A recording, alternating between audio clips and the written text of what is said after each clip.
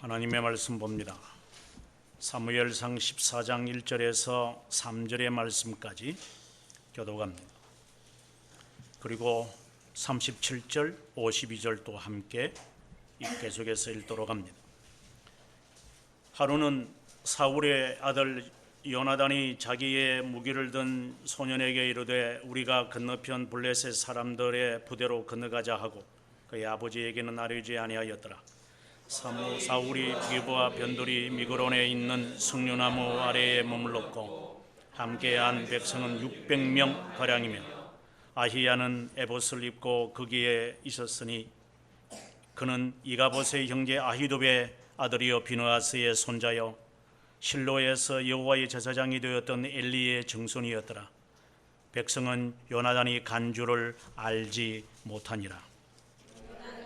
사울이 하나님께 묻자오되 내가 블레셋 사람들을 추격하리이까 주께서 그들을 이스라엘 손에 넘기시겠나이까 하되 그날에 대답하지 아니하시는지라.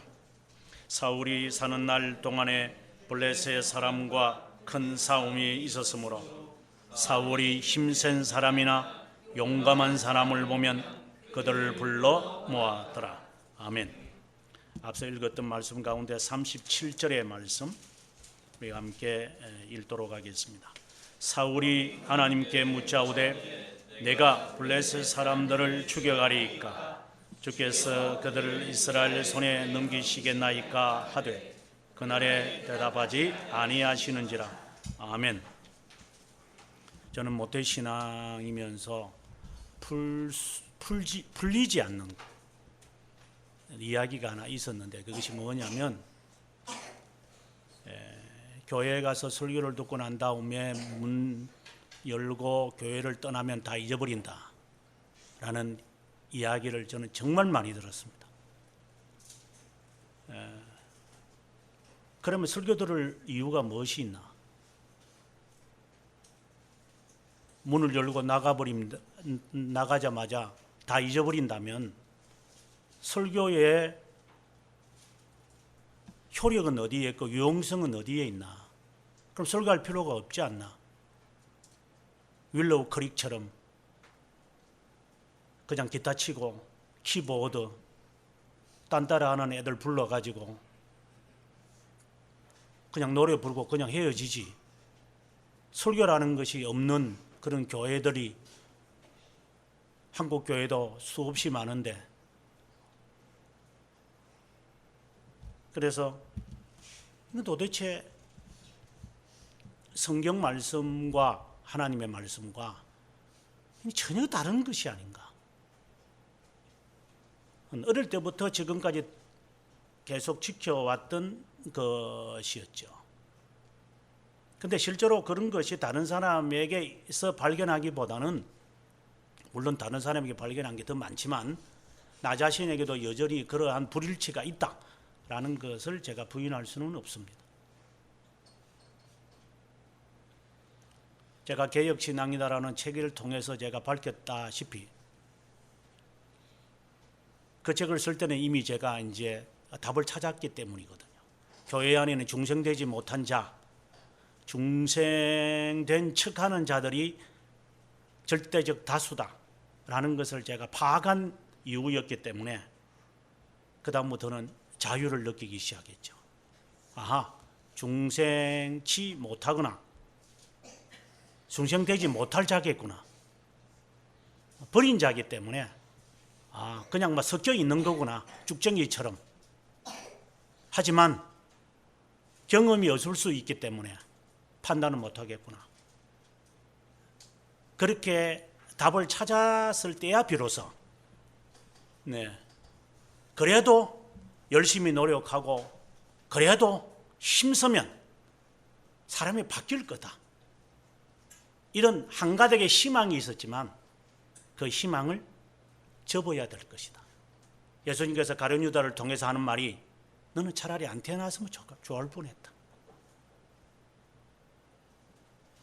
예수님께서 3년 동안 그렇게 양육시키시놓고도 하시는 말씀이 차라리 태어나지 않았었으면 좋았는데 그렇다고 주님이 가룟 유다를 내치지는 않으셨으니까 이미 아시는 주님이 그대로 고슴도치와 같은 저자를 끝내 자기를 팔아먹을 인간이고 나중에 목매달아서 자살해가지고 떨어져가지고 창자가 밖에 나가 배 터져 죽였는데 그런 비참한 죽음을 맞이할 것을 주님이 아시면서도 그대로 놓아둔 것을 볼 때에 판단해서는 안 되겠구나. 하지만 있다라는 것이죠. 예수님의 가르침이 부족했을까요?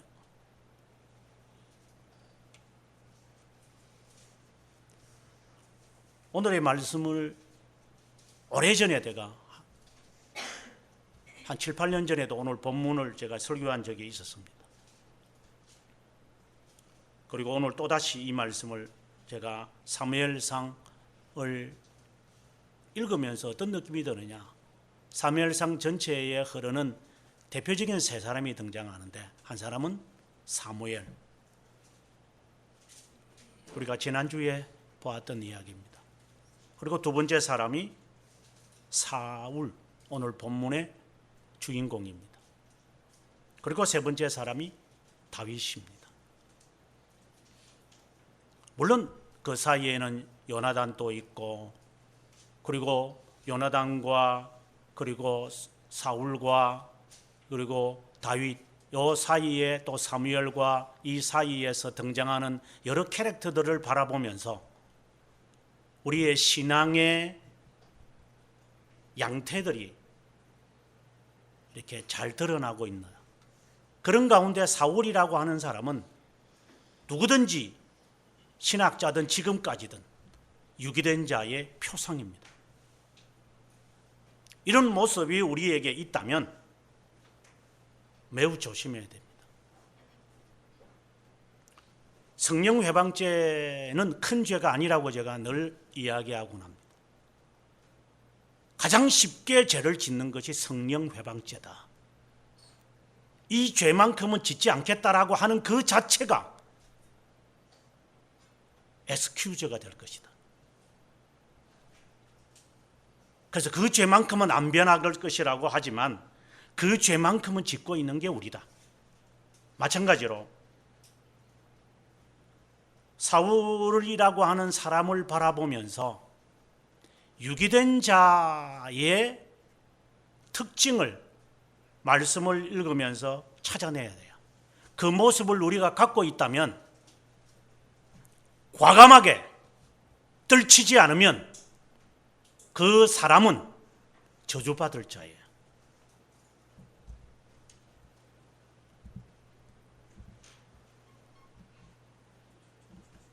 오늘의 이 말씀의 경고를 듣고도 유기된 자의 모습을 지속한다면 그에게는 저주가 있을 거예요.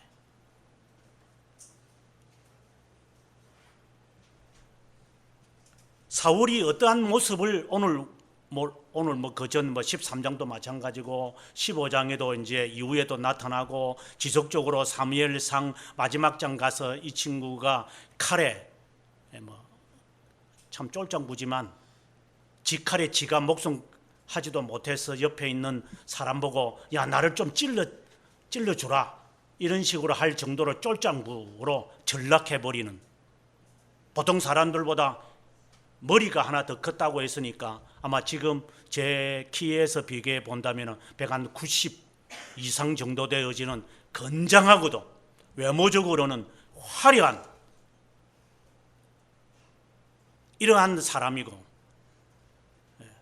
앞에서 우리가 보면 누가 사울을 무시했느냐라고 할 정도로 정말 준수한 인간의 모습이다가 나중에는 지 자식도 죽고 그리고 자기 자신도 자살할 수밖에 없는 인간으로 정말 치욕적인 삶을 사는 대표적인 사람, 그 모습으로 가고 있는 하나의 과정이 오늘 본문에 우리에게 나타난 것입니다. 오늘 본문을 하나씩 해석을 하면서 그가 유기된 자일 수밖에 없는 모습을 우리가 찾았으면 좋겠다 여겨집니다. 먼저 오늘 14장 1절을 보면 오늘의 이 배경의 이야기가 조금 있어야 사실상 되는데 14장 1절에 보게 되어지면은 요나단이 무기를 든 자, 여기는 무기를 든 자 이 말은 13장 22절에 보면은 무기를 갖고 있는 사람은 아무도 없었고 요나단 한 사람과 그의 아버지 사울 왕 외에는 칼과 창을 가진 사람이 아무도 없었어요. 그러니까 나머지 사람은 다 부삽, 꽃갱이, 호미 이런 걸 들고 이제 전투하러 온 거예요. 이 사람들. 이 사람들이 믿은 것은 왕밖에 믿지 않아요. 왕 한 사람만 갑옷과 방패와 칼과 창을 들고 있었기 때문에 그 사람이 멈추다면은 모두가 멈추다 할 수밖에 없는. 나중에 이제 우리가 골리앗을 이제 우리가 보게 되겠지만 골리앗과의 그 싸움을 나중에 우리가 보겠지만 거기에 보면 사울 지가 전투하러 가지 않으니까 모든 사람들이 전부 다 숨어가지고 어쩔 줄을 모르는 이제 이런 상황인 거예요. 근데 요나단이라고 하는 사람은 무기를 든 그 소년과 함께 블레셋 사람들을 향하여 진격해 가는 모습을 볼 수 있어요. 근데 2절에 가보게 되어지면 600명 가량이 있다라고 했는데 그래서 13장을 보면 13장 2절에 보면 당시에 블레셋 사람들이 이제 쳐들어왔을 때 이스라엘 사람들이 모인 숫자가 약 보면은 3,000명 중에 2,000명이 함께 있었다라고 돼 있어요. 그러면 나머지는 다 도망간 거예요.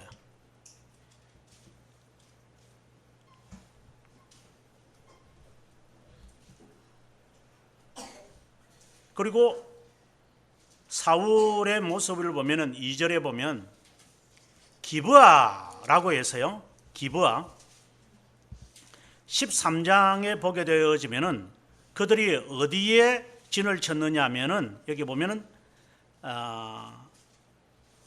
1,000명은 기브아에 있고 그 다음에는 믹마스와 베델산에 있게 했다 이렇게 되어 있어요. 지금 보면 이게 오늘 이게 사무엘상에 나오는 이 지역들과 사람의 이름들이 매우 중요해요. 오늘 본문에서 그 사울의 특징을 찾아내려면 오늘 이런 이름들과 이런 장소들이 매우 우리에게 중요한데 이 사람이 지금 2절에 보면은 기브아 자기 고향이거든요. 지금 블레셋 사람은 믹막스에 지금 이렇게 진을 치고 있어요. 본래는 이 친구들이 어디에 모였느냐 하면은 믹막스를 바라보면서 바라보고 있었어요. 이렇게. 그리고 1,000명을 숨겨놨다가 자기 고향으로 두고 2,000명을 이제 앞에 두고. 근데 이 사람들이 다 도망가는 거예요.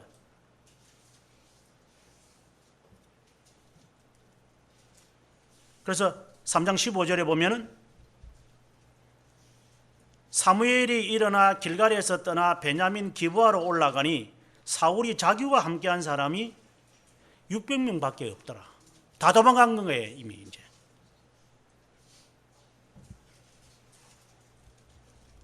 그런데 여기에서 요나단이 아버지에게 말하지 않고 1절에 보면 아버지에게 말하지 않고 블레셋 진영으로 무기를 든 사람과 함께 진격에 갔다. 이런 이야기거든요. 지금.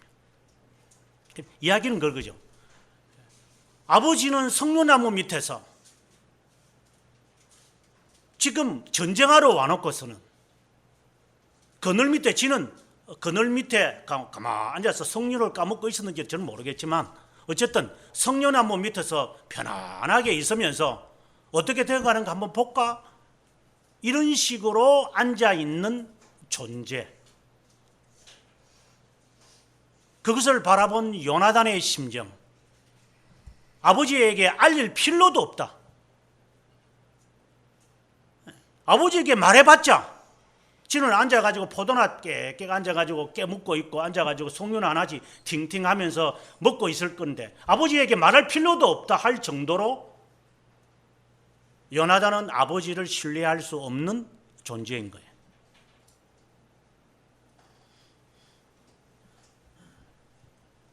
이것은 이제 유기된 자의 시작의 모습이에요.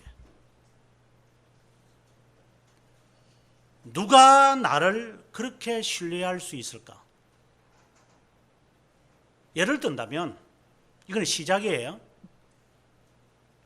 우리의 삶에서 야, 내가 지금 참 이런데 1억이 필요할 것 같아. 예를 든다면 아 그래?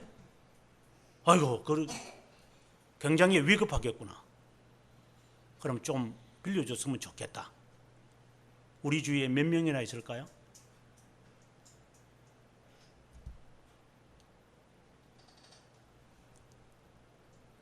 자신의 아들이 나를 믿지 않을 정도예요. 유기된 자의 시작의 모습입니다. 내 자식이든 내 부모든 나를 믿지 못한다면 누가 나를 믿어요? 난 아빠 말 안 믿어. 콩으로 매주 쓴다 해도 안 믿을 거야. 그럼 누구를 믿어야 돼요?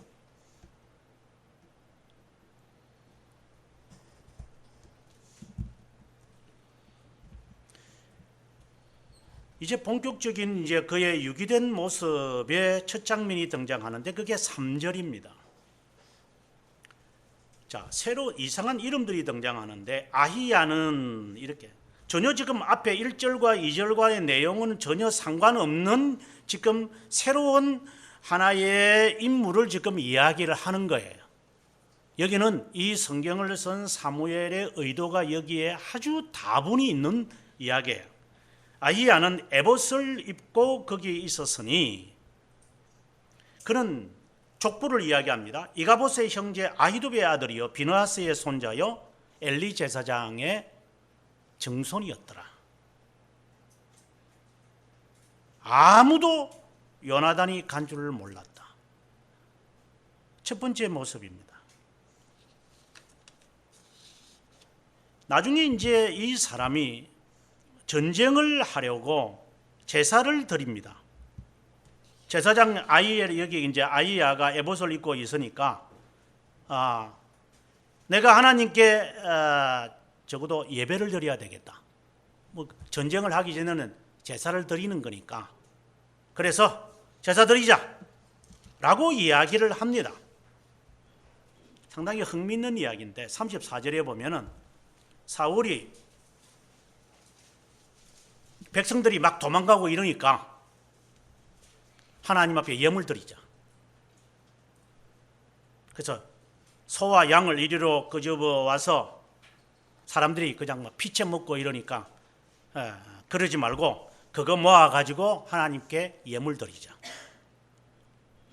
그럴듯한 이야기를 하는 거예요. 그럴듯하게. 그런데 35절에 뭐라고 하느냐면 처음 쌓은 여호와를 위하여 처음 쌓은 제단이었다. 13장 12절에 보면 블레셋 사람이 나를 치러 길갈로 내려오겠거늘 내가 여호와께 은혜를 간구하지 못하였다고 부득이 번제를 드렸다. 예배를 안 드리면 불안하거든. 이게 명색의 왕이니까 예배는 좀 드려야 되겠다.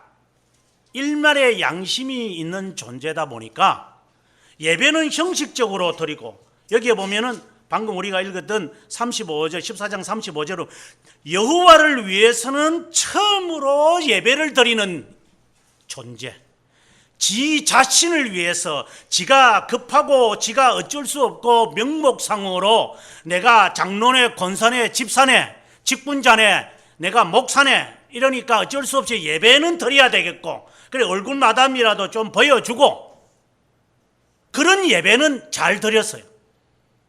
자기를 위하여서 정말 하나님 앞에 위해서 하는 것은 있어요. 하나님을 위하여서 예배는 드리는 것이 없더라, 이 말을 지적하는 거예요. 우리가 예배를 드리는 이유가 뭐예요? 누구를 위해서 예배를 드려요 지금요? 예수님께서 소가성 여인에게 했던 말씀이에요. 예배하는 자는, 참으로 예배하는 자는, 이야기를 시작해요. 정말 예배를 드리고 싶으냐? 여호와께서 신령과 진정으로 예배를 드린 자를 찾는다. 제가 그 말씀을 해석하면서 뭐라고 했냐면, 영으로 그리고 진정으로, 진심으로 이게 드리는 것은 하나님 앞에 내 자신이 종됨을 드리는, 종이니까 하나님 앞에 예배를 드리는, 지가 기분이 좋고 지가 좋으면 예배 드리지 뭐. 지가 힘들고 지가 우울하면은 그거 예배 드리면 뭐 하겠니 그거. 지 자신을 위하여 부득이하게 예배는 드리더라도 하나님을 위하여 예배를 드리지 않는 유기된 자의 첫 번째 모습.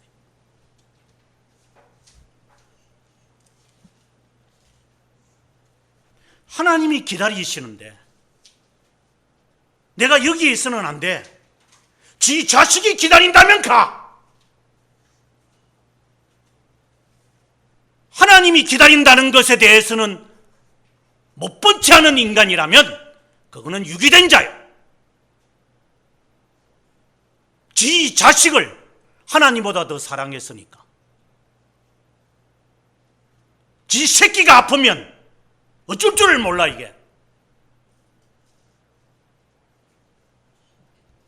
예수님께서 나를 네 자식이나 네 부모나 네 가족을 나보다 더 사랑하면 내게 합당치 않다고 그랬어요.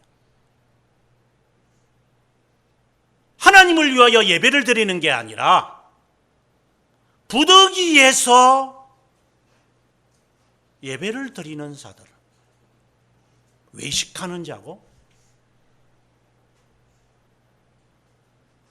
중생한 척하는 인간들이죠. 한국 교회를 보면 돼요. 지금 코로나 때문에 사람들이 예배를 드리는데 왜 예배를 드리죠? 지가 위협이 있으니까 예배 드리는 조차도 겁을 내는 거예요. 하나님께 예배를 드린다는 게 아니라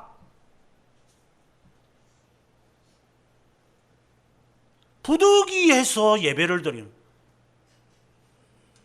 내가 인터넷으로라도 예배를 드려볼까 그러면? 유기된 자야. 예배는 안 드리면 안 되겠어. 왜? 내가 마음이, 양심이, 가책이 있으니까. 왕이니까. 백성들 앞에 내가 체면이 있지. 얼굴이라도 내가 내밀어야 되니까. 하나님을 위하여 예배를 드리지 않는 인간이죠. 여기에서 그치지 않아요. 이 사람은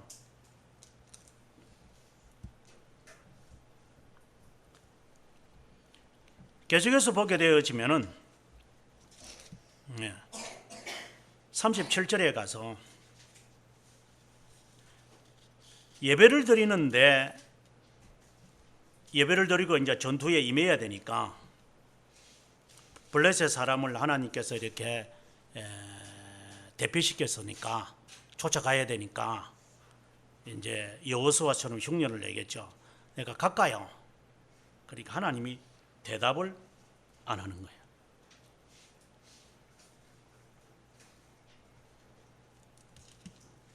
예배를 들어도 하나님의 대답이 없는 사람들.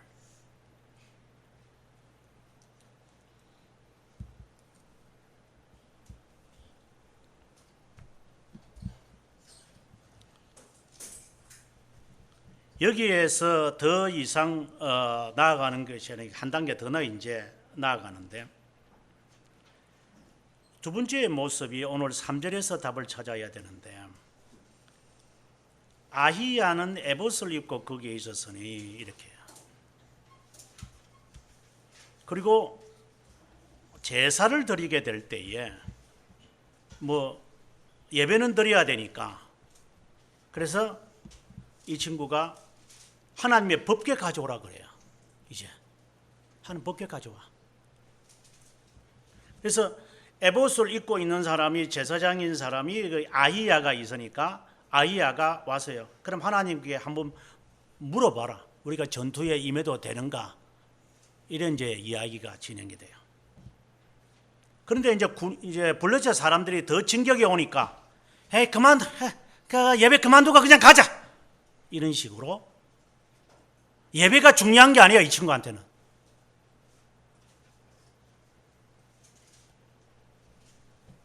왜 그럴까요?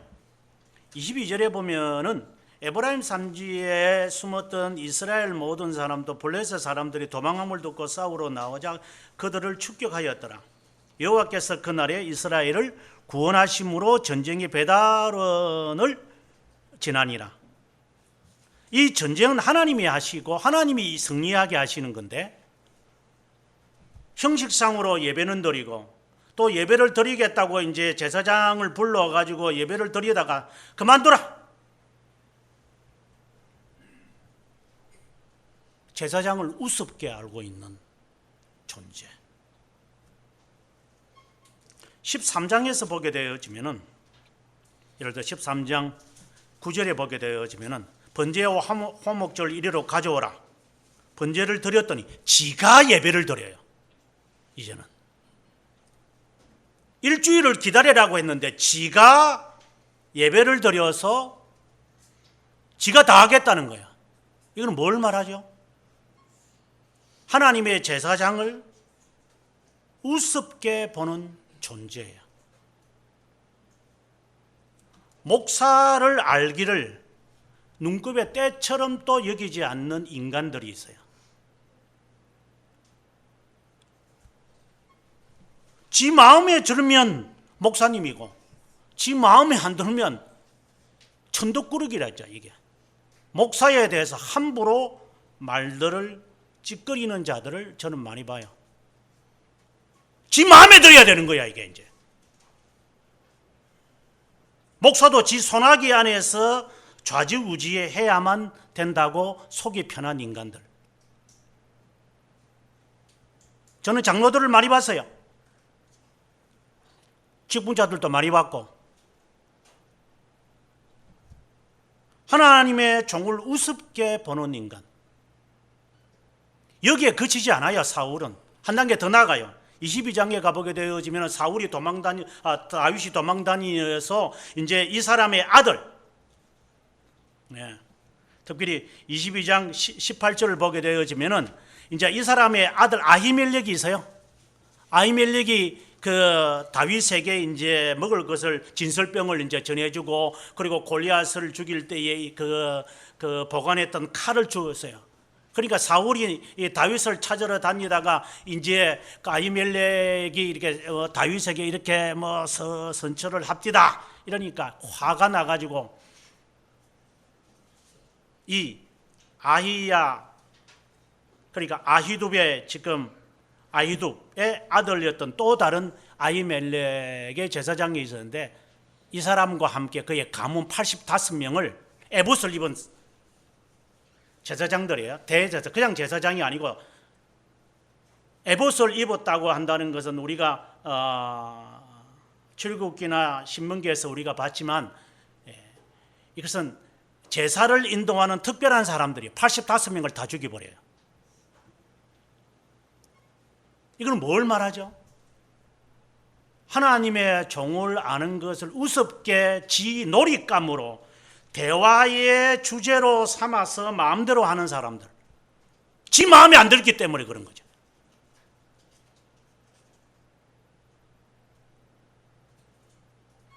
목사가 지 머릿속에서 마음에 들게끔 행동해야 될까요?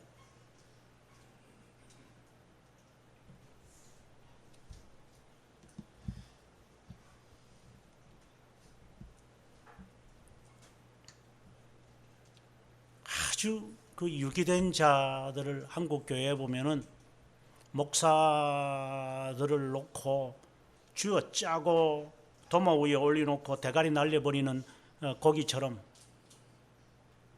목사들을 좌지우지하는 인간들이 교회에 좀비처럼 많은 것을 저는 많이 보았어요.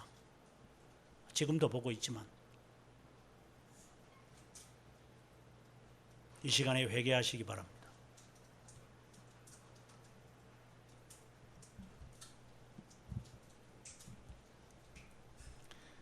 그 다음에 세 번째의 모습을 24절에서 이제 보는데,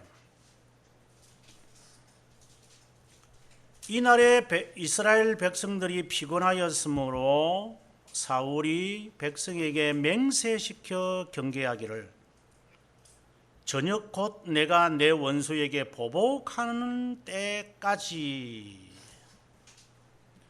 이 전투를 하나님을 위해 하는 게 아니라 지 개인의 복수전이에요. 복수전. 그러니까 신앙생활을 하는 것, 이걸 우리에게 적용시키면, 신앙생활을 하는 것은 내 자신의 이기적 목적이 훨씬 여기에 다분히 있는 거예요. 하나님을 위한 전투가 아니라 지 개인적 복수를 위하여 이 일을 진행하는 사람들.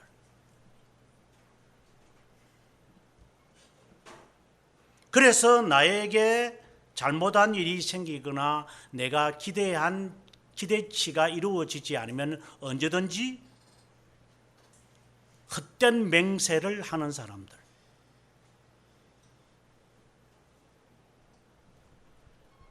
사람은 굉장히 피곤하게 하는 사람들.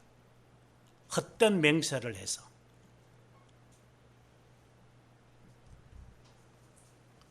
아니 지금 전투에 임해서 사람들이 지금 추격하고 이런 지금 에너지 소비가 많은데 입에 아무것도 먹지 마.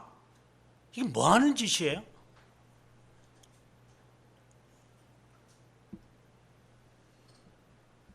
그래서 나중에 33절에 가보면 피채, 노략을 한 것을 피채 그 자리에서 그냥 뜯어먹는 거야. 이게 무슨 흡혈귀들처럼. 이것에 대해서 요나단이 이제 보는 거죠.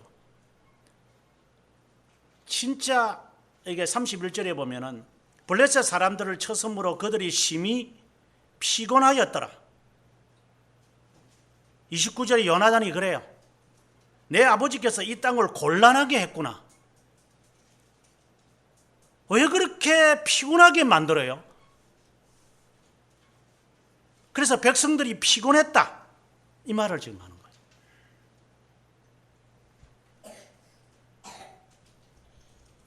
요나단이 아버지를 신임하지 못해요. 그리고 헛된 맹세, 여기서는 지금 먹지 말라 한 것을 그가 듣지 못했다 이야기를 하지만, 다른 말로 한다면 들을 필요가 없는 거예요. 성료나무 밑에서 지긋하게 앉아서 놀고 있는 인간에게 뭐라고 말해야 되겠어요? 전투에 임해도 제사도 형식상으로 예를 들어서 19절 보게 되어지면 사울이 제사장에게 말할 때에 아이야겠죠. 아이야에게 말해가지고 이제 제사를 드리라고 이야기를 해놓고서는 18절에 보면 하나님의 궤 갖고 오라 이렇게 해놓고서 이제 제사를 드리려고 하니까 됐다, 그만둬. 예배가 뭐 그리 중요하냐? 지금 블레셋 지금 군인들이 지금 술렁술렁거리고 있고 그들이 지금 오합지졸인데 거기에 가가 지금 전투해야지. 이 머릿속에는 예배가 없고 지가 생각하고 있는 것만, 예배를 드리는 이 순간에도 그 생각만 가득하고 있는 존재들.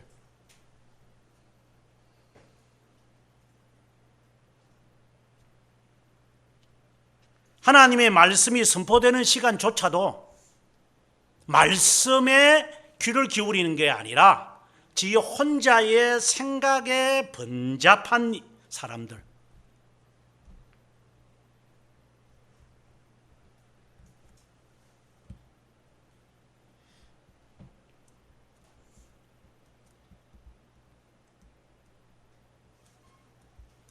헛된 맹세를 하면서 지는 석류나무 앉아서 배가 불렀겠지.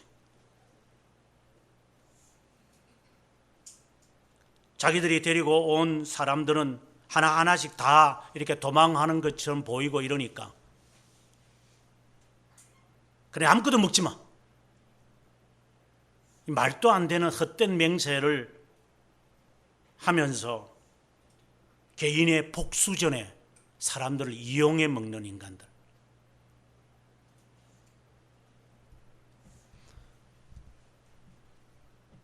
외식하는 자의 대표적인 모습을 칼빈이 말하기를 개미라고 하는 말이 좀 어폐가 있겠지만 연약한 사람들을 엄격한 자신의 규율을 통해 마음대로 끌고 다니는 모습이다. 이렇게 이야기를 하고 있는데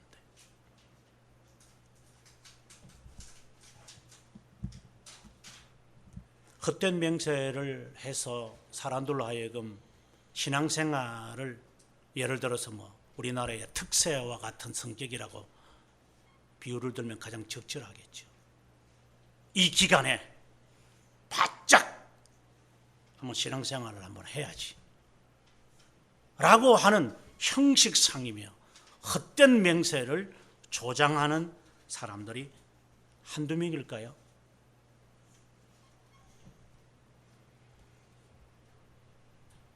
그래도 내가 직분자인데 내가 그런 시간에 내가 여기 있으면 안 되지.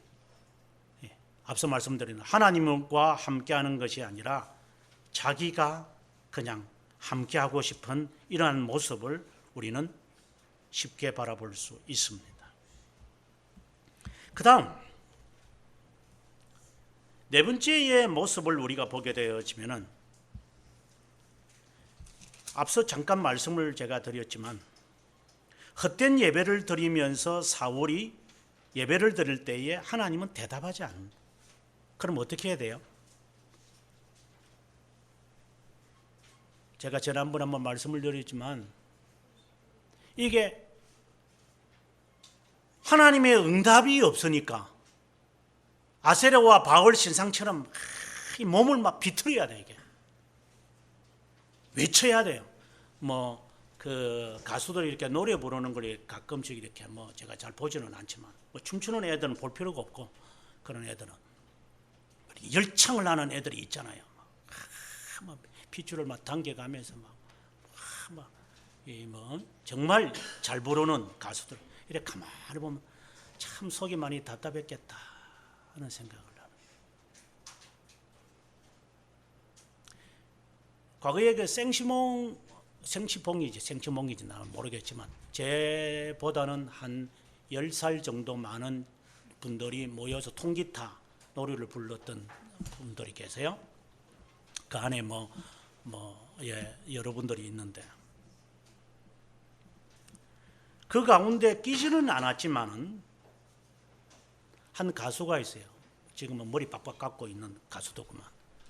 그 사람이 이제 지금에 와서 이제 가수 생활을 접고 일반 생활을 하는데 이게 서로 생주몽이 모여서 이제 다시 이제 재화를 누리자 이래가지고 이제 모임에 이분이 가끔씩 와서 노래를 부르는데 인터뷰를 하는 이야기를 제가 들어봤어요. 근데 왜 가수 그만뒀냐?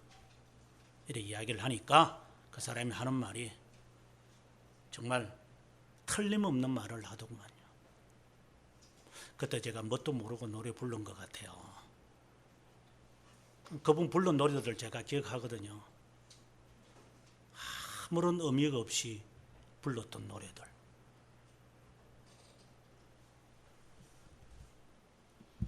지금 애들이 부르는 노래도 마찬가지겠죠. 나중에 시간이 지나서 나이 한 40, 50 정도 그것도 좀 어리겠지만 한 50대 되면은 이야기하겠죠. 철없이 불렀던 노래들.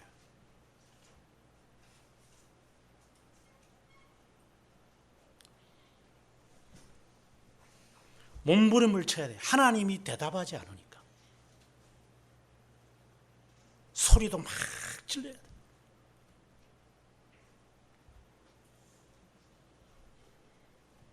불안하잖아요. 삶이.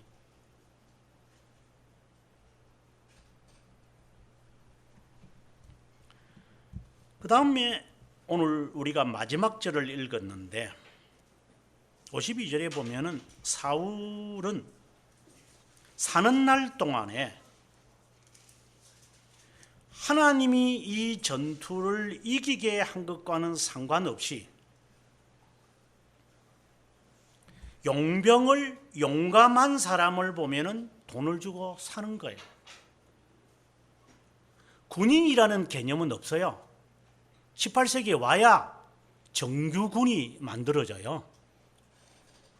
고대 사회도 그렇고 지금까지도 그렇고 정규군이 우리처럼 지금 징벌제라든가 이렇게 월급제라든가 이런 것은 그때 당시에 없어요. 그냥 가서 너희가 이기면 노란물 그냥 나눠주고 하는 거예요. 알렉산더가 사람들 데리고 전투로 나갈 때도 가서 땅 차지하면 자 장군한테 너 이 땅 가져가 저 땅 가져가 이렇게 하면서 사람들이 전투에 임했고, 그 다음에 십자군 전쟁을 임할 때도 이게 왕들이 동참한 것은 가가지고 땅 예루살렘 그 땅 부지 하나 한번 내가 차지해 볼까, 이래서 이 사람들이 전투에 임하는 사람이 개인적인 욕망이 없으면 전투에 임하질 않아요.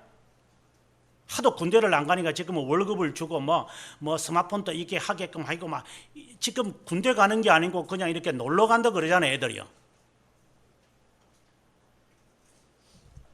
놀러 가는 거죠. 그렇게 안 하면 애들 도망 다니니까. 그러니까 돈 주고 할 거 너 하는 거 다 해줄게. 이제 스마트폰까지 써라. 이렇게까지 해가면서 아이들 이렇게 얼려놔야지 이제 이놈들이 군대를 갈까 말까 하는 정도니까, 하도 이게 군대를 안 가니까 이렇게라도 해서 아이들을 가게끔 하려고 하는, 지금 이 나라가 우스운 나라가 지금 돼버렸지만은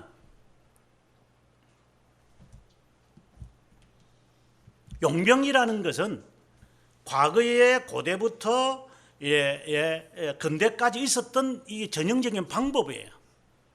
그래서 왕이 월급을 주는 거죠. 그래서 경병, 그래 근위대다 뭐 이런 말을 해요. 이것을 이 사람이 지금 하고 있는 거예요. 우리가 지난주에 우리가 그 미스바 대성회를 봤지만 이 전투가 하나님이면 하나님이 하시는 거예요. 하나님이 해요. 진동을 줘서라도. 근데 지가 지 이름을 위해서, 지 복수전을 위해서, 하나님을 위해서 예배를 드리는 것도 아니고 하나님을 위한 삶이 아니다 보니까 지가 불안하니까 용병을 사서 지가 유지하는 거예요.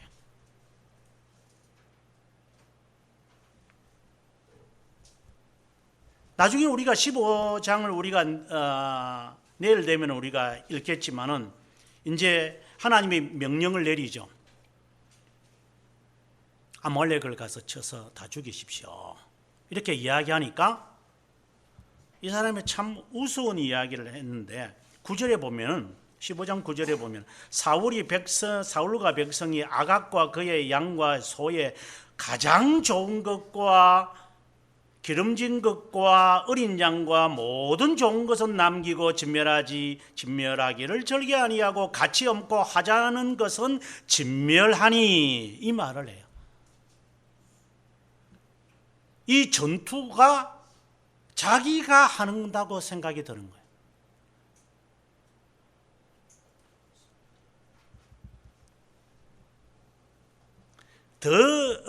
여기서 더 나아가는 것이 한 단계 더 나아가가지고 자기 이름을 위하여 이 사람이 이제 비서까지 세워요. 전투비, 우리나라 같으면 광개토왕비 뭐 이런 것처럼 하나님의 이름으로 에베네셀이라고 하는 이름을 세우는 것이 아니라 지가 지 이름을 여기에 새겨놓고 지가 좋아하는 이 전투를 지가 했다고 생각이 드니까 용병이 필요한 이 모습, 하나님과는 전혀 상관. 그래서 전투에 임해도 하나님의 말씀을 안 듣는 거죠. 하나님이 이렇게 말해도 지는 이렇게 하고.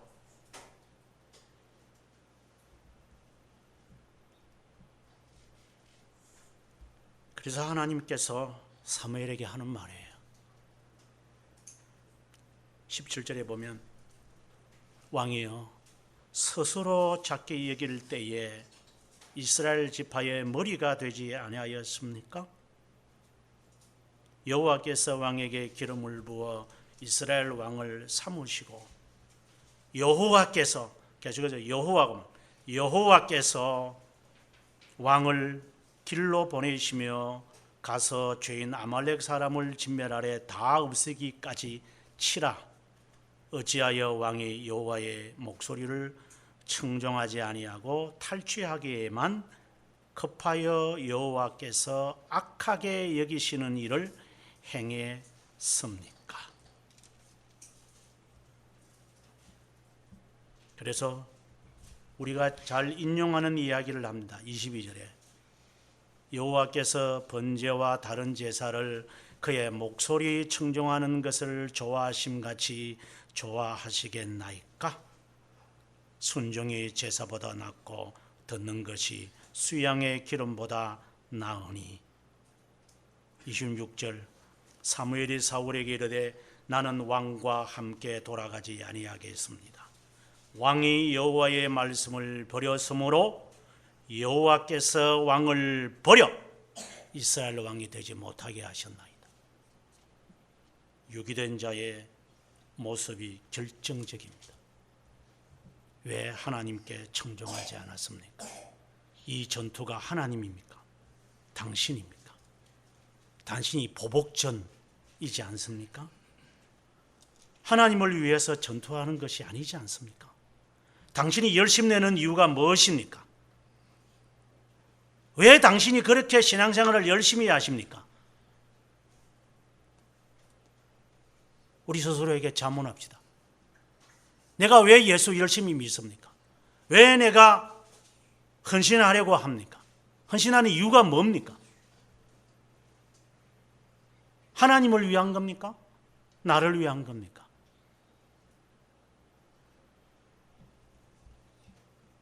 왜 당신이 그렇게 성을 냅니까? 하나님의 것인데 당신이 왜 그렇게 성급하게 하십니까? 하나님의 것이라는 것을 인정합니까? 하나님의 것이라고 인정이 되면 당신이 왜 그렇게 서두릅니까? 주인이 더 마음을 상하시겠죠. 당신이 그렇게 성급하고 당신이 그렇게 화를 내는 거 보니까 당신을 위해서 사는 거죠. 회사가 망하게 되었다. 직원들이 마음 아파 합니까? 주인이 그러겠죠. 너는 월급이나 먹고 살아. 물론 레이오프를 당할까 봐 겁이 나서 걱정하는 척 하겠지만 월급 받는 사람이 걱정하는 사람이 몇 퍼센트나 될 것 같아요?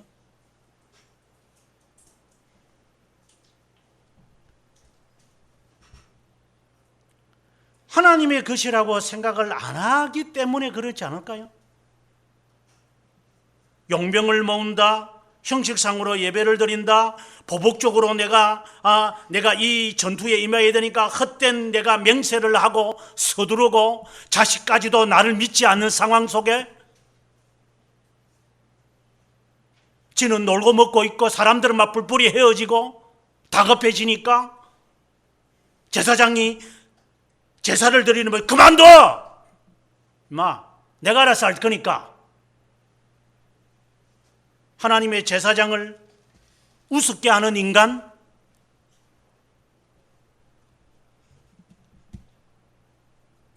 하나님의 명령을 우습게 하는 사람, 마치 잔소리로 느끼는 사람. 오늘 또 영감이 또 한마디 하는구나.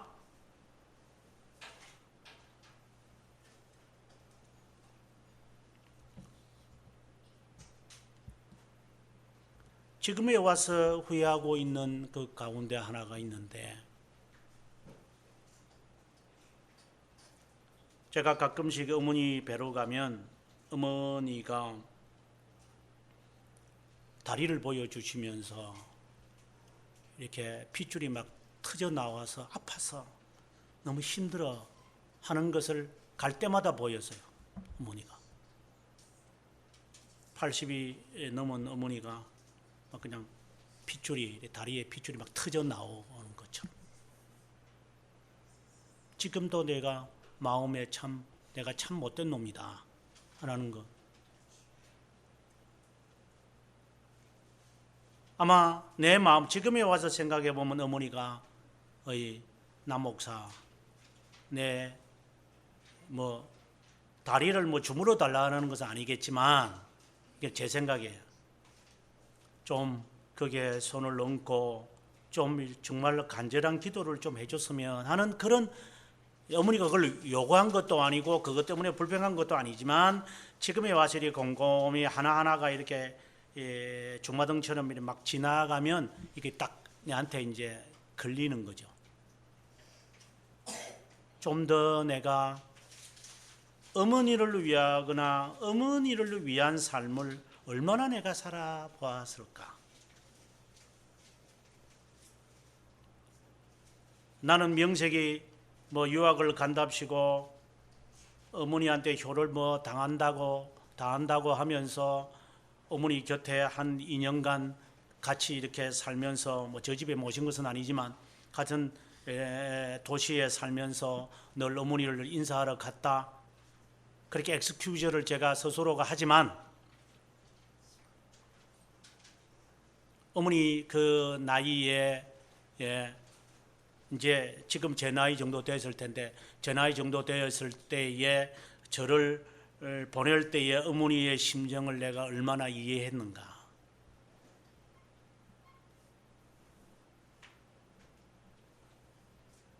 저는 자식들에게 기대하진 않아요.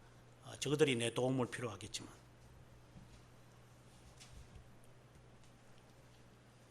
남편을 잃고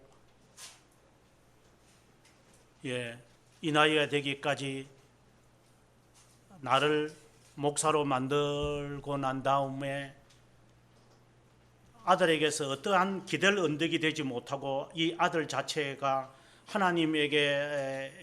하나님의 사람으로 만들어졌을 때에 육신의 어떠한 도움을 전혀 제가 주지 못했는데 이 과부로서 그렇게 생활할 수 있을까? 얼마나 힘들었을까? 정말 하나님을 위한 것이라고 하지 않으면 보통 부모들 같으면은 야, 돈 좀 보내라 이렇게 할 위치가 아닐까.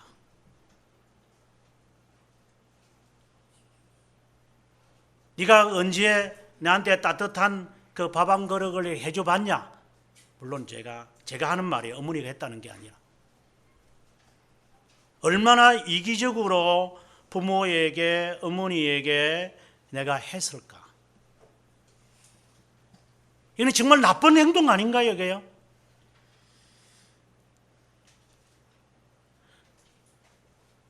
하나님에게는 우리는 얼마나 이런 이기적이고 못된 행동을 하고 있는 것인가.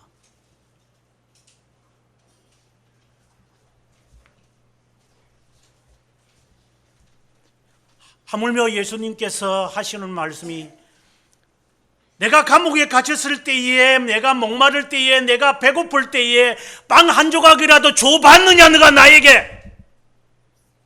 내가 감옥에 갇혔을 때 너희가 찾아와 봤느냐 이렇게 말할 정도였으니까. 그러니 너희들이 지옥 가는 게 당연한 게 아니냐 이 말이야. 너를 위해서는 너 이기적인 것을 위해서는 어떤 일이든지 네가 다 하지만 나를 위해서는 얼마나 해봤느냐 이 말이야. 그들이 한마디도 하지 못했다. 부득이 위해서 하는 것은 있겠지. 정말 온전히 하나님을 위한 것이라고 하는 것으로 우리가 얼마나 몇 번이고 한 번이라도 해봤는가 이 말이에요. 이거는 정말 하나님을 위한 겁니다. 하나님, 오늘 이 예배가 하나님을 위한 겁니다. 하나님, 내가 이렇게 기도하는 것도 하나님을 위한 겁니다. 하나님, 하나님 받으십시오. 그런 자세가 아니라면 한쪽 편에서 주님의 저주를 받는 유기된 자다.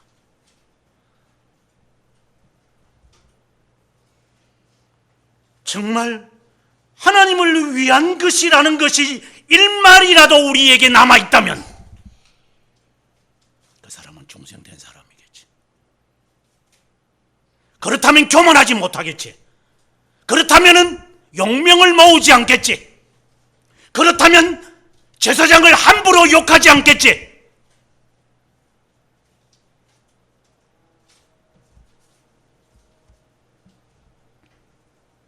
적어도 그렇다면 나를 믿는 사람이 있겠지요. 나를 위해서 죽을 사람도 있겠죠.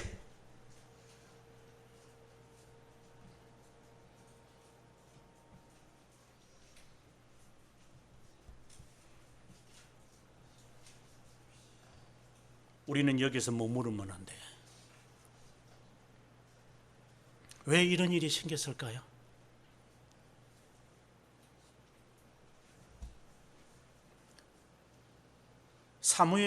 사울은 자기가 사사시대 때 필요했던 왕인 것으로 착각 속에 지내는 사람이에요.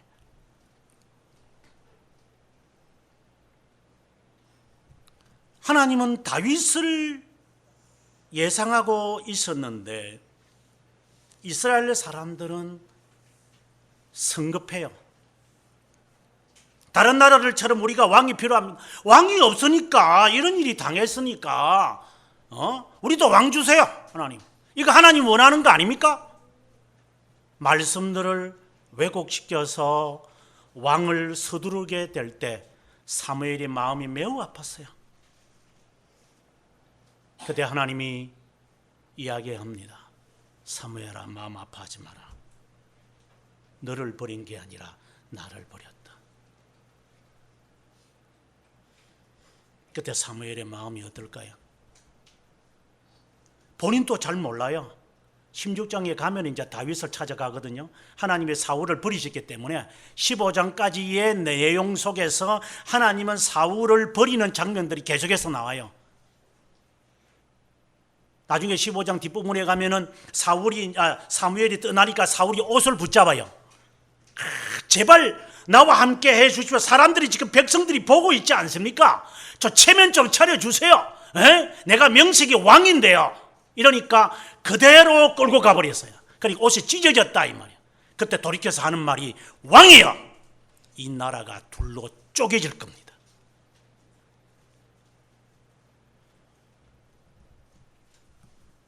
당신이 왕의 자격이 있어서 왕이 되는 게 아닙니다. 다윗이 왕이 될 사람입니다. 이제야 알게 되었습니다. 왜 하나님께서 이 백성이 나를 버리는 것을 하는 것을 이제야 내가 알겠다. 이제 사무엘이 깨닫는 거예요. 그리고 다시는 사울을 만나지 않아요. 슬퍼하며 괴로워하는 거예요. 이 백성들이 만들어낸 우상, 왕이라는 그 말에만 매혹되어져 가지고, 교회라고 하는 그것에만 매료되어 가지고, 이게 진짜 왕인 줄 알아요. 진짜 교회인 줄 알아요. 어리석은 백성들.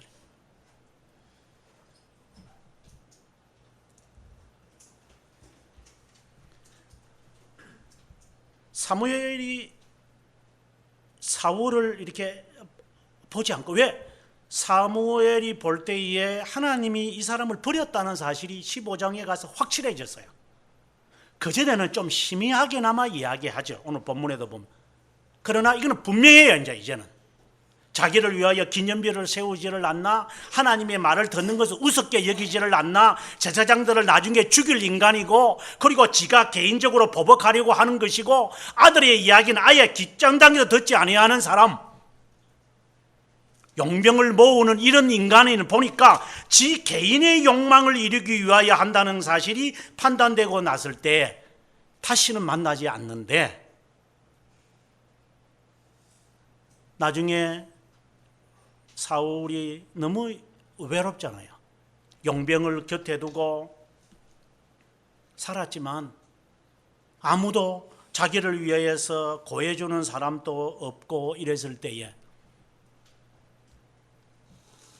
그래서 결국은 그는 사무엘이라도 만나야 되겠다 싶어서 점장이한테 가가지고 사무엘을 불러달라 그래요. 사무엘이 그게 나타난다고 흙것을 볼 정도로 이 사람은 완전히 미친 사람이에요.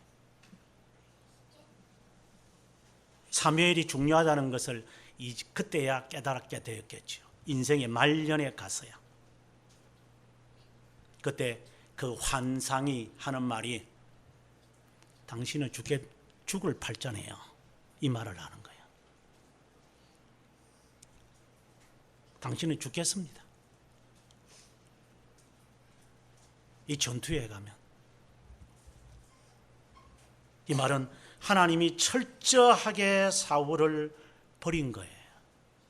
내 이면에 있는 그리스도를 바라보지 않고 나는 세례요한처럼 그분의 옷깃을 신발을 내가 매지도 못하겠다는 겸손이 없이 지가 왕이 될 자격이 있어서 되는 것처럼, 그래서 한때는 선지자처럼 성령에 충만해가지고 예언도 해요. 이 친구가 또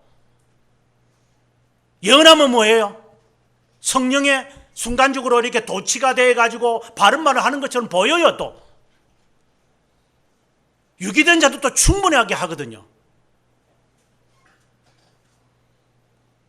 그래서 선지자들 중에 한 사람인갑다 사람들이 그렇게 믿을 정도에. 그러나 하나님은 그를 버려요. 우리는 예수님의 자리를 대신할 수 없어요. 가끔씩 이런 말을 해요. 제가 어릴 때 티네이저 때 이렇게 말을 안 듣고 이러면 저희 어머니가, 은성아, 엄마 말을 듣지 않는 것은 이해가 되지만 하나님 말씀을 안 들어서는 안 돼.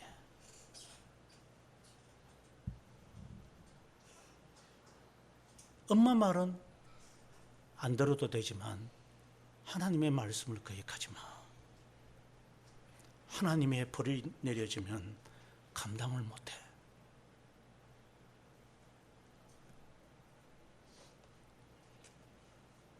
그때 중학교 시절인 것 같은데 그 말이 내 마음에 못이 박힌 것 같아요.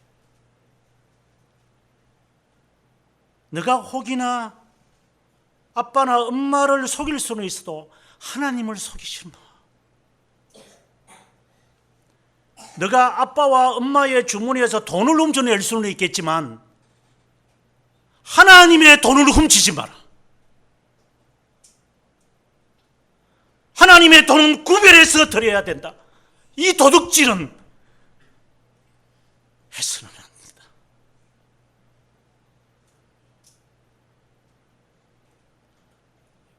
네가 필요하면, 하나님이 다윗에게 했던 말입니다. 나단을 통하여 당신이 필요하면 제가 이것도 주고 저것도 주겠지만 왜 당신이 하나님의 것을 획책하십니까?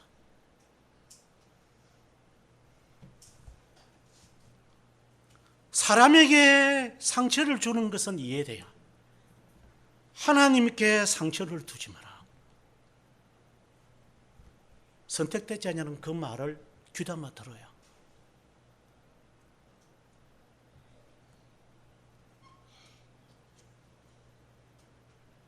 예수 그리스도의 자리에 앉아 있는 이런 망령된 사울, 철저하게 다윗이 올라가는 것에 참지 못하고 예수 그리스도가 오셔서 자기보다 더 흥왕하니까 세례 요한은 그는 흥하여야 하겠고 나는 쇠하여야 하죠.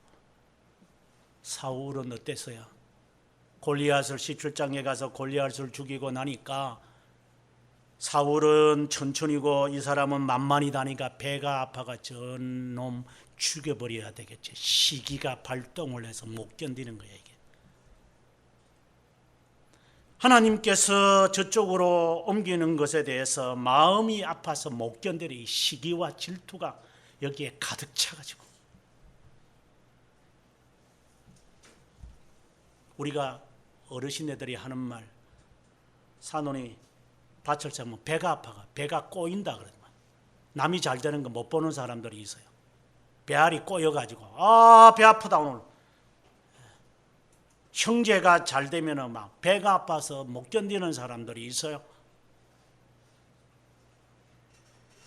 저 사람이 나보다 나은 것이 하나도 없는데 나보다 승승장구하면 못 견디는 거예요. 이게 저 깎아내려야 되네 저거 지금 저게. 그는 흥하여 하겠고 나는 쇠하여 하겠다는 개념이 없는 사울왕. 하나님은 그를 이미 버린 자예. 하나님의 사람이 와서 음악을 연주해 줘야 그때야 좀 마음이 편안하죠. 그나마 찬송을 부르고 그래도 예배를 드리니까 마음이 편안해지지만 실제로는 유기된 자예요. 그렇게라도 내가 위안이 되지 않으면은 내가 이 불안과 공포, 이 저주 속에서 못 견디니까 그 순간이라도 마음의 평안함을 느껴야 되겠다 싶어 참여하는 사람들. 저주받은 인생이죠.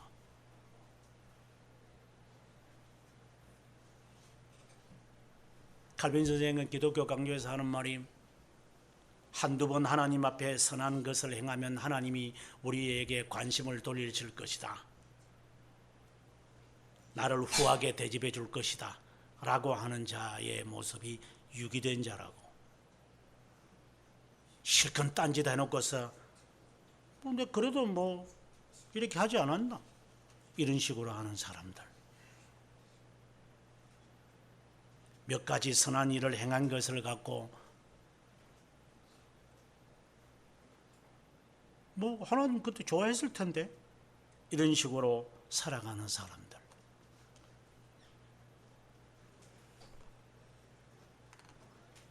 앞서 했던 이야기를 정리해 봅니다. 자기 자식도 자기를 신뢰하지 않아요. 그리고 제사장들을 우습게 알고 있어요. 다윗은 달라요. 자기를 죽이려고 하는 사람이라도 옷깃을 한번 구르게서 잘라낸 것도 가책이 되어가지고 하나님이 버린 사람이죠. 지옥 갈 사람이지만 그래도 제사장들을 죽인 사람이고 정말 세상적으로 보면은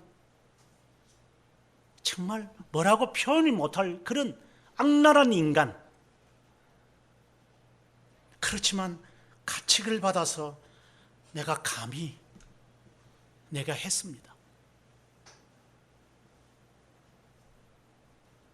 삶 자체가 하나님의 삶이라고 생각하지 않는 사람, 개인의 복수전이라고 생각을 하고 하나님을 위하여 예배를 드려본 적이 없는 사람, 그분이 기다리시니까 내가 가야 돼. 그분이 나를 기다리고 계시잖아. 내가 여기에 있으면 안 돼. 내가 돌아가야 돼. 제가 언젠가 이런 말을 했지만 제가 중랑천을 달리면서 이제 저녁에 달릴 때가 있어요. 햇빛이 너무 강했을 때는. 그래서 제가 먼 길을 갔다가 이렇게 돌아오면은 이제 아파트마다 이제 가정의 집 불빛이 조금씩 비쳐요. 이제 황혼이에요. 그때마다 물론 제가 그 미국에 있을 때도 그런 말을 했지만 하나님, 저는 돌아옵니다. 제가 온 거리를 압니다. 그래서 돌아올 것을 알면서 제가 갑니다. 그래서 반드시 돌아올 겁니다. 간 만큼 돌아옵니다. 저는 여기에 저에게는 개인적 철학이 있습니다. 요즘은 이제 아킬레스건이 다쳐가지고 달리기를 못하니 내 몸에 곰팡이가 생겨진다 이런 말. 그래서 하는 수 없이 지난주부터 이제 파워워킹을 하기 시작했어요. 걷는 거. 그래서 이번 주간에 걸으면서 이제 중랑천까지 이제 걸어갔다가 이제 돌아왔어요. 55분 걸리던데 보통 달리기 하면 한 45분 걸리죠.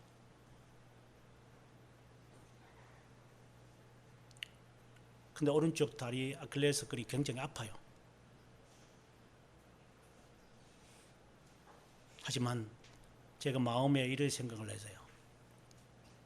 하나님, 제가 30년 동안 제가 뜀박질을 하면서 하나님께 기도했던 수많은 가지가 있었습니다. 내가 만약에 이 달리기를 멈춘다면 제 인생은 멈추는 것이라고 저는 생각합니다.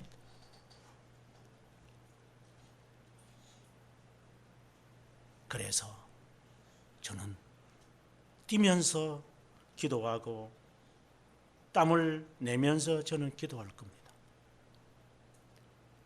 아마 화요일 날 비가 온다는데 비 오는 날 달리고 싶죠. 우스갯소리는 제가 아마 시원해서 그렇다. 아니요. 제가 미친 개입니까? 비 오는 날 좋아가지고 뛸 것 같아요.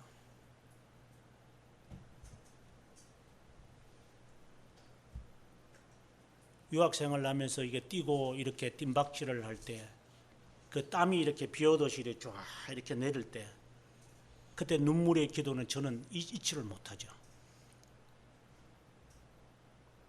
그래서 비 오는 날이 더 좋은 게 그것을 저에게는 연상시키기 때문에 눈물과 땀이 뒤범벅되면서 아프다고 핑계대기 시작해보세요.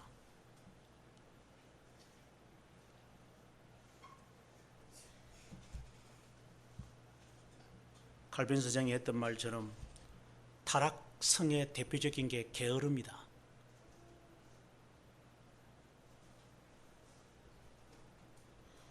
저는 가끔씩 여러분들을 보면서 게으른 사람들을 봅니다.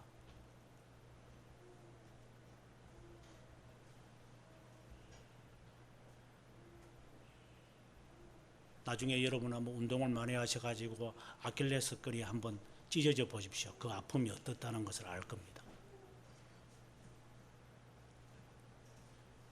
게으르지 마십시오.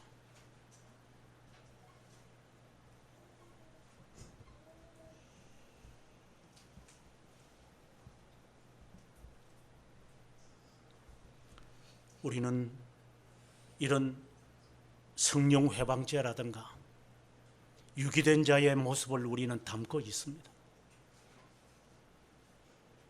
이런 모습이 우리에게 있다면 빨리 청산해야 됩니다. 그거 청산하지 않고 계속 끌고 다니면 그야말로 유기된 자일 수 있습니다. 오늘 우리가 성찬식을 하는데 교리에서 말합니다. 성찬식은 불신자와 신자를 구별할 수 있는 좋은 간음새다.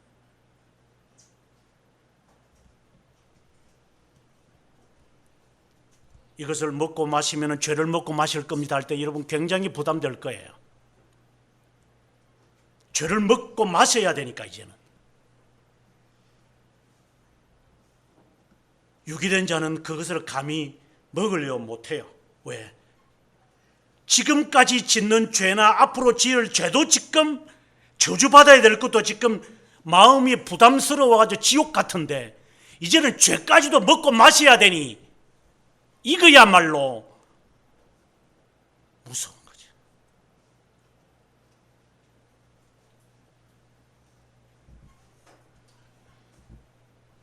하나님을 위한 삶을 살아야 합니다.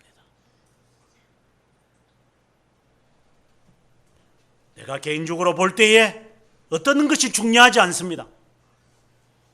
하나님의 사람은 그걸 중요하게 여기지 않습니다. 내 생각에는요,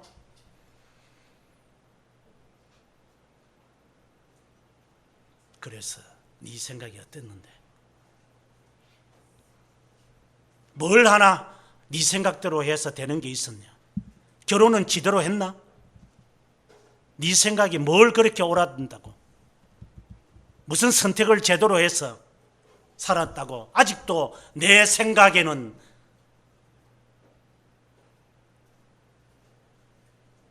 하나님 앞에 자복해야 됩니다. 예수 그리스도의 겸손하심 앞에 우리는 겸손하게 낮아져야 할 것입니다.